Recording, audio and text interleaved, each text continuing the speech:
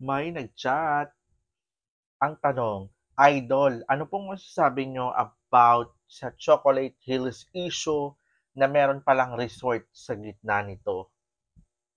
It's time for my reaction. Siyempre, magre-react tayo dahil may social responsibility ako at ito ang inyong pambansang Sausawero with a heart. So, ayan. Wow, ang galing, no? Yan po, kung nakikita nyo, nasa gitna talaga siya ng Chocolate Hills. Wow, power. May power talaga si Mayor.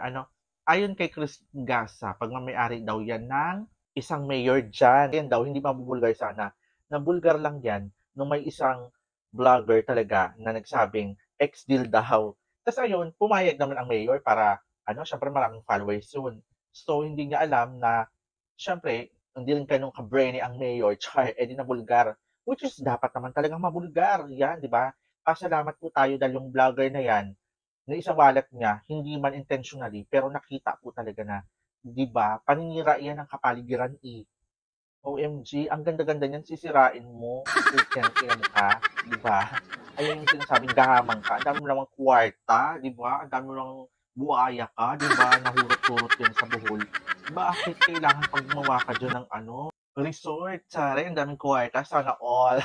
Kaya kayo mga kababayan ko, tapos kaya nag-i-emote kayo, lalo na sa buhol. Binoto nyo yan eh, o di ba? Sinong nagpapakadusa? Sino nagpapakasarap, di ba? Sinisira pa yung ating kapaligiran. Eh di wow, di ba? Ayun yung sinasabi sa inyo, mag-isip kayo. Kapag yan ay walang nagawa, palitan agad. OMG, hindi yung, alam mo, nakakalungkot din. Diyos ko, Gcash lang ang katapat. Talaga namang binibenta yung boto nila.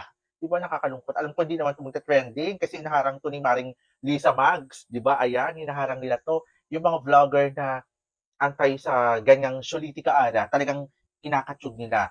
Talagang obviously, automatically talaga, ligwak na yan, di ba? So at least kahit sa umpis, kahit unti lang yung manonood nito, okay lang. At least naiyayaw-yaw tugtig ko ang katotohanan, di ba? At kayo dyan, yan gumising-gising kayo pag ang inyong politikong minamahal ay walang ginagawa kundi magpasarap lang at magpakayaman. At tingnan nyo yung buhay ninyo. Pareho lang kayo ng buhay before, tapos ngayon, wow pa, mas rika pa sa inyo. Ano eh? So ayun, isip po kayo ha.